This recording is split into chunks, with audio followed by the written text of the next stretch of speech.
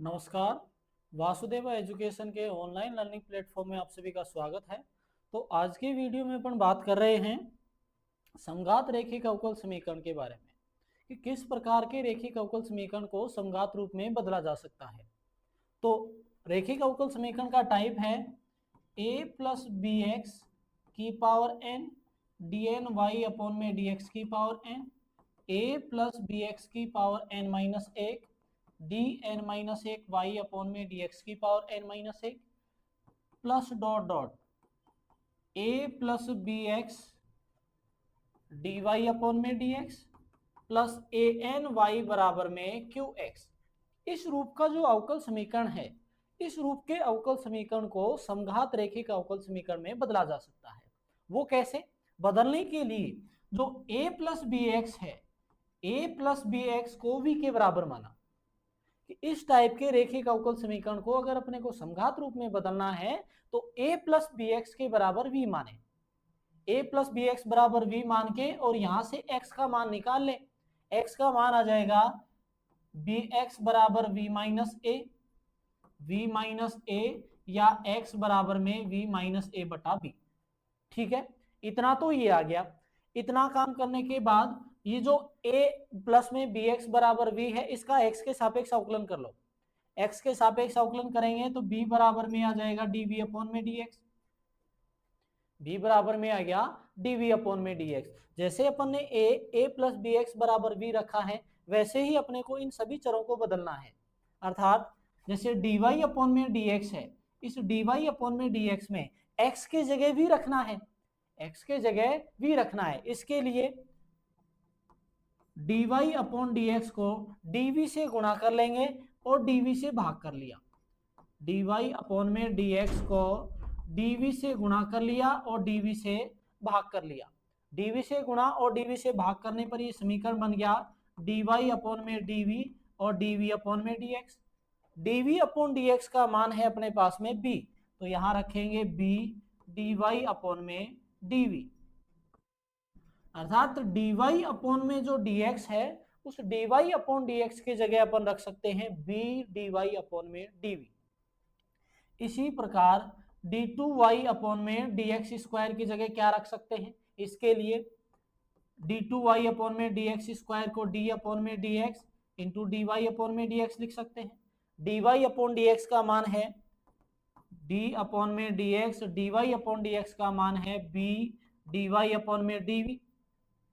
इसके लिए क्या करते हैं, इसको dv से गुणा कर लिया, dv से भाग कर लिया, वही प्रोसेस गुणा भाग करने पर, और फिर इस dx के जगह इस dv को ले आएंगे, dv के जगह dx आ जाएगा कि d अपॉन में dv b dy अपॉन में dv इंटू dv अपॉन में dx।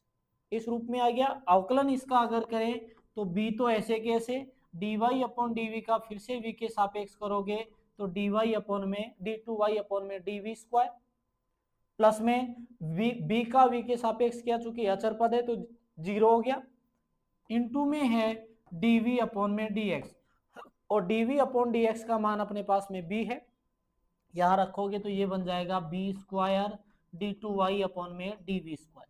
तो एक बात समझ में आ गई कि dy अपॉन dx के जगह b dy अपॉन dv रखना है, d2y अपॉन dx स्क्वायर के जगह b square d2y upon dx square रखना है।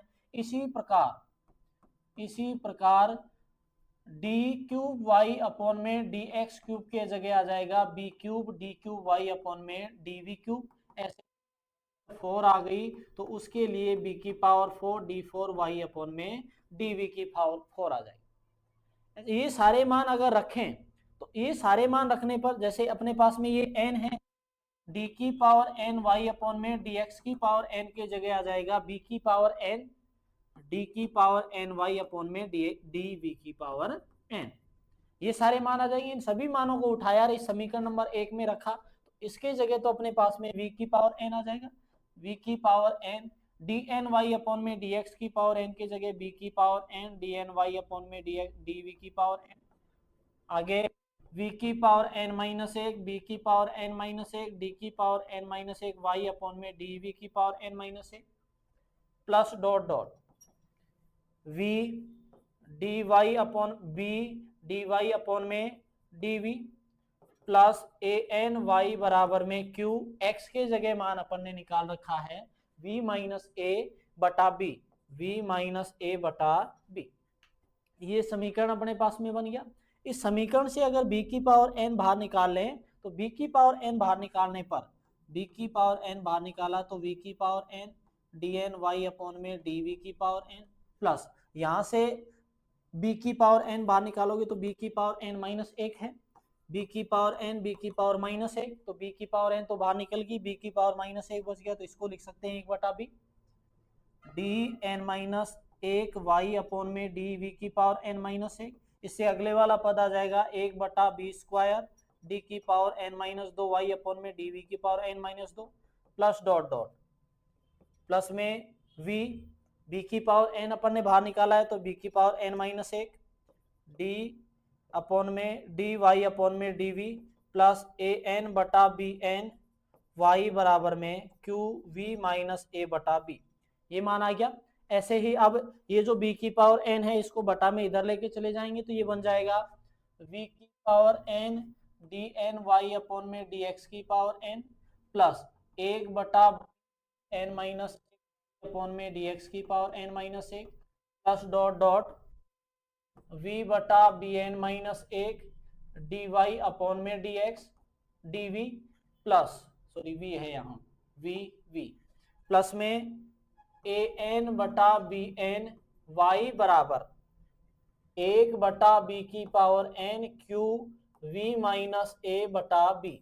इस रूप का ये समीकरण अपने को प्राप्त हो गया जब a प्लस बी एक्स के जगह v रखते हैं। तो इस प्रकार का समीकरण, ये जो समीकरण है ये समीकरण कहलाता है समघात रैखिक अवकल समीकरण। समघात रैखिक अवकल समीकरण हो गया। तो इसको हल करने के लिए स्वतंत्र चर बदलते हैं। तो स्वतंत्र चर यहां अपने पास में v है स्वतंत्र चर।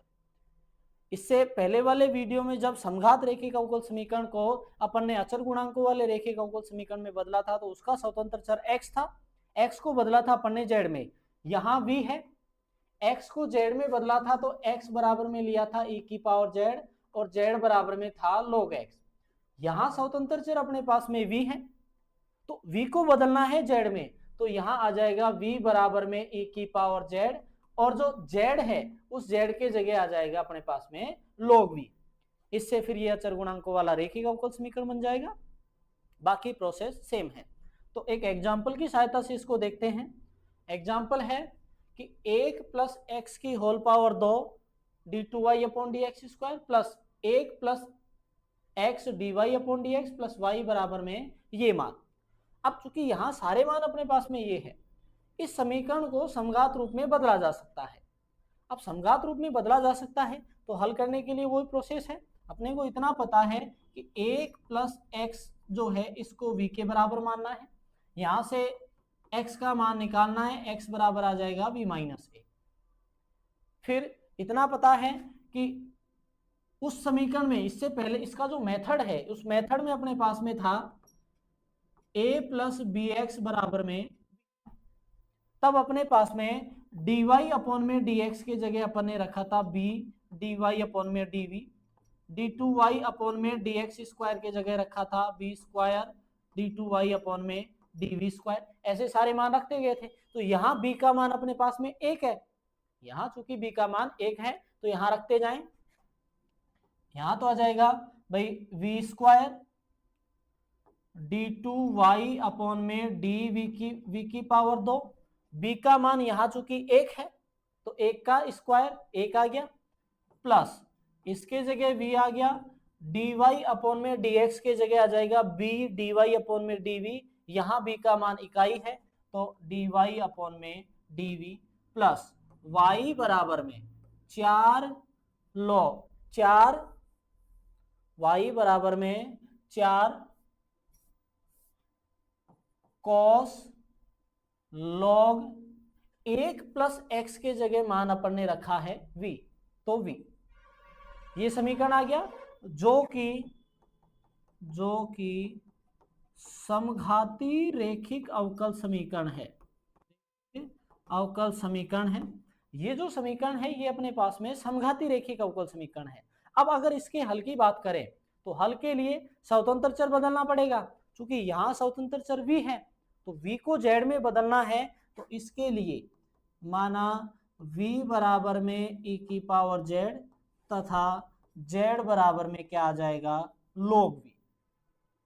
v बराबर में e की पावर z तथा z बराबर में आ जाएगा इस स्थिति में log, क्योंकि इस समघात रेखिक अवकल समीकरण का स्वतंत्र चर क्या है अपने पास में, v।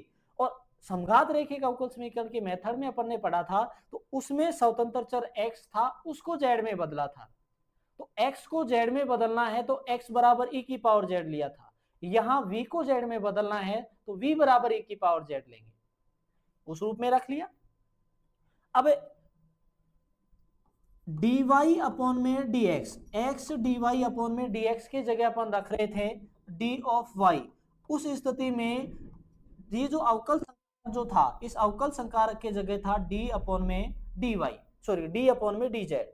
क्योंकि यहाँ जो मान है d अपॉन में dz था, क्योंकि यहाँ जो अपने पास में मान है, यहाँ z के जगह अपने पास में क्या है, v है, तो यहाँ आ जाएगा d अपॉन में dv। ऐसे ही d2y अपॉन में dx स्क्वायर, x स्क्वायर की जगह रख रहे थे d माइनस 1y। वैसे ही यहाँ अपने पास में है v स्क्वायर d2y अपॉन में dv स्क्वायर, तो dy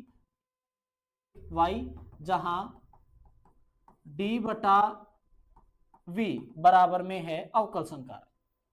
ये सारे मान उठाए यहां रखें, तो d माइनस 1 प्लस 1 y बराबर में 4 cos, log v के जगह अपने पास में मान आ जाएगा z, तो d square minus d plus 1 y बराबर में 4 cos z, या d से d हट गया, d स्क्वायर प्लस 1 y बराबर में 4 cos z। अब ये जो समीकरण है जो कि अचर गुणांकों वाला रैखिक अवकल समीकरण है, ये अपने पास में है अचर गुणांकों वाला रैखिक अवकल समीकरण। अब अचर गुणांकों वाले रैखिक अवकल समीकरण का हल अपने को निकालना है, तो पूरक हल प्लस में व्यापक हल, पूरक हल प्लस में विशिष्ट हल निकालते हैं, बराबर में व्यापक हल क्या आता है। तो पूरक हल निकालने के लिए इस qx को 0 के बराबर लेंगे, तो इसके लिए सहायक समीकरण ये आ जाएगा m स्क्वायर प्लस 1 बराबर 0, अर्थात m का जो मूल आ गए वो आ गए अपने पास में प्लस माइनस आयोटा। इसका जो पूरक हल हो गया, सहायक समीकरण के मूल जो हैं समिश्र हो, सहायक समीकरण के मूल समिश्र हो, तो जो पूरक हल है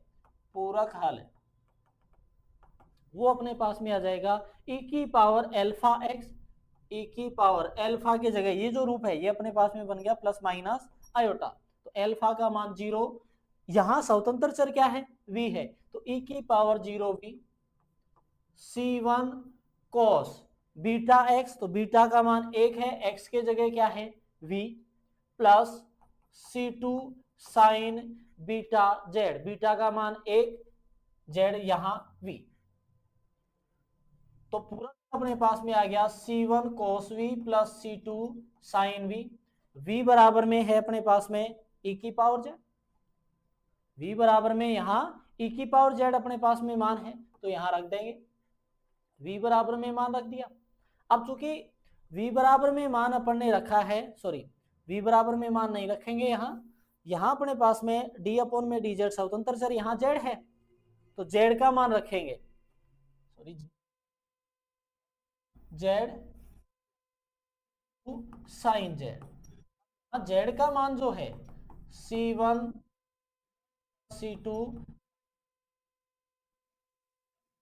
मान है अपने पास में log v plus c2 sine z का मान है log v। अब यहां अगर v का मान देखें तो वो v का मान है 1 प्लस x, यहां रखा c1 cos log v के जगह आ जाएगा 1 plus x, plus c2 sine log x के जगह v के जगह आ गया 1 प्लस x, तो अपने पास में आ गया पूरक हल। पूरक हल तो इस तरीके से निकालते हैं। अब बात करी जाए विशिष्ट हल की, तो विशिष्ट हल में अपन देखें तो विशिष्ट हल, इस समीकरण के विशिष्ट हल की बात करें तो विशिष्ट हल PS बराबर 1/f ऑफ डी। तो f ऑफ डी अपने पास में मान है डी स्क्वायर प्लस 1, QX का मान 4 कोस जेड, QX का मान है 4 कोस जेड। अब फॉर्मूला है अपने पास में 1/डी स्क्वायर ए स्क्वायर कोस AX रूप में अगर है तो उसका मान हो जाएगा x ए साइन AX। वो फॉर्मूला यहां लगा दें तो ये आ जाएगा की जगह एक जेड अर्थात 2 क्या x के जगह सॉरी जेड, तो ये मान आ गया अपने पास में जेड 2z साइन जेड। अब साइन जेड 2 जेड का मान अपने पास में यहां है log v sine log v, या फिर 2 log v के जगह है 1 प्लस एक्स साइन के जगह है 1 प्लस एक्स। तो ये हल आ गया अपने पास में पूरक हल, ये अपने पास में समीकरण का पूरक हल आ गया। अर्थात अगर हल लिखा जाए तो वो हल आ गया इसका कि आंसर जो अपने पास में आएगा वो आंसर आएगा कि x बराबर, यहाँ जो y आश्रित चर y है तो y बराबर में पूरक हल है अपने पास में c1 cos log 1 plus x plus c2 sine log 1 plus x plus में विशिष्ट हल जो है 2 log 1 plus x sine log 1 plus x. तो ये आ गया दिए गए अवकल समीकरण का हल। अगर कोई अवकल समीकरण अपने को दिया गया है जिसको समघात रूप में बदला जा सके तो उसको सबसे पहले समघात रूप में बदलने के लिए जो d2y अपॉन dx स्क्वायर का गुणांक दे रखा है या dny अपॉन में dx स्क्वायर का dx की पावर n का जो गुणांक दे रखा है उस गुणांक को v के बराबर मानेंगे। v के बराबर मान के पहले स्वतंत्र चर जो x था अब उसको v में बदलेंगे, इससे वो समघात रूप में बदल जाएगा। और अगर समघात समीकरण का हल करना है तो उसके स्वतंत्र चर को फिर से बदलना पड़ेगा। अब v को z में लाना है तो v को z में लाने के लिए v बराबर में e की पावर z लेना पड़ेगा, इससे v जो है z में परिवर्तित हो जाएगा, फिर वो हो जाएगा अपने पास में अचर गुणांकों वाला रेखिक अवकल समीकरण। तो वीडियो को लाइक करें, शेयर करें, चैनल को सब्सक्राइब करें और बेल आइकन जरूर प्रेस करें ताकि वीडियो से संबंधित महत्वपूर्ण अपडेट्स आप तक पहुंचती रहें। धन्यवाद।